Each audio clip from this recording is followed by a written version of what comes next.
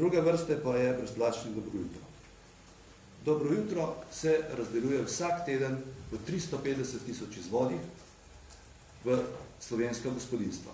Ker je slovenskih gospodinstvo približno 700 tisoč, pomeni, da vsako drugo gospodinstvo v državi dobi brezplačni dobro jutro.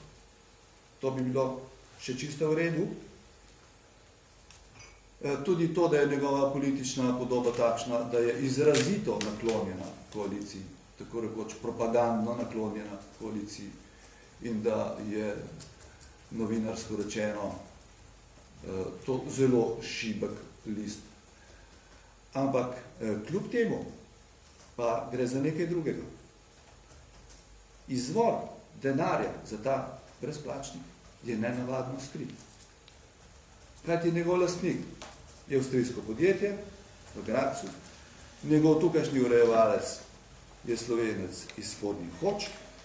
Če pa skušate priti do podatkov za res, kdo stoji za tem denarjem, kdo je še solastnik, kakšna lastnina je to, odkot prihaja, pa ne boste mogli nikamor. Na telefon se vam ne bodo oglašali. In zdaj k temu, kar je bistveno. Na Gvinu.comu, na primer, lahko preberete, da je trenutna boniteta tega podjetja, ki izdaja ta brezplačnik, ocena E. Kar pomeni, da je poslovanje s podjetjem zelo tvegano in da podjetje posluje slabo, ter je včasih plačilno nedisciplinirano. Kljub temu pa je imelo dohodkov v letu 2009 2007 nenadoma 3 milijona 300 in še nekaj evrov, v 2008 3 milijona 200 evrov. Čisti dobiček je bil pa v 2009 naprimer že minus milijon pa pol evrov. Skratka, jaz sem dal to nekoliko pogledati našim strokovnjakom za branje takih izkazov in so mi povedali, da so stvari močno nenavadne. Kljub hudim dolgom so, na primer, razvidno iz tega povečali število zaposlenih. In kljub temu, da ne vemo, s čim služijo denar, da lahko 350 tisoč časopisov vsak teden delijo, kar je strahoten denar, delajo to še kar naprej, čeprav tukaj kaže, da imajo 1,5 milijona evrov izgube.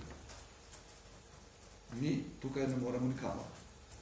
Mislimo pa, da je kršena medijska zakonodaja. Evidentno kršena. In ker je politično list izjemno ostro orientiran, kar lahko vzamemo za kup ali ne, bi bilo treba, če že ne z tega stališča, pa saj stališča medijske zakonodaje, razjasniti, kdo je ta skrivnostni lastnik. Odkot je prišel denar? Odkot se preliva? Ali je to pravnica denarja? Kako je lahko nekdo tako skrit, čeprav ga imamo v vsakem drugem gospodinstvu pri nas vsak teden na razpolago.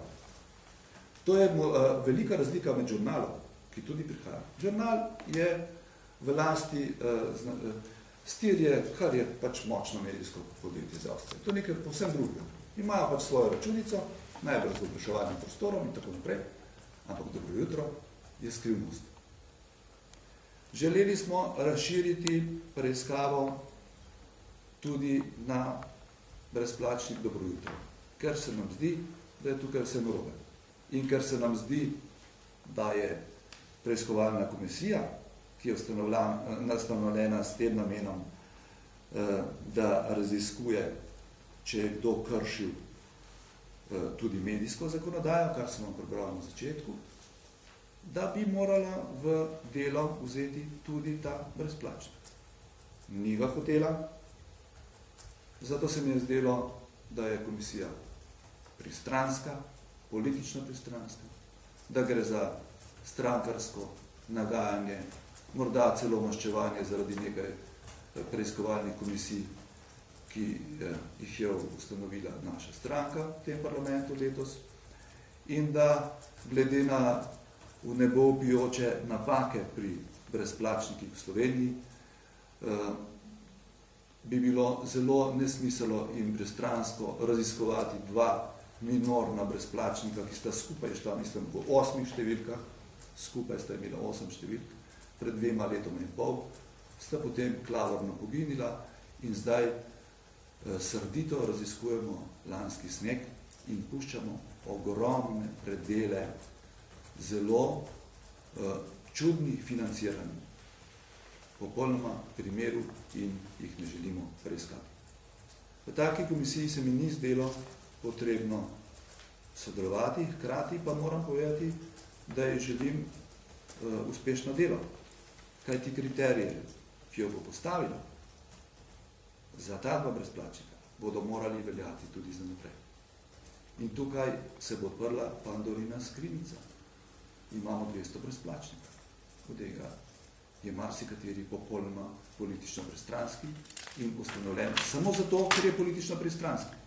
Nekateri pa je lahko pravnica denarja in ustanovljen samo zato, da pere denar in vpliva na ljudi na tak ali drugačen način. Ko bojo kriteriji preiskovanja postavljeni s tema dvema minornima, nepomembnima in umrlima brezplačnikoma, se bodo postaviti tudi za zelo hude probleme, ki so v našem medijskem prostoru in takrat bo marsikomu močno nerodno.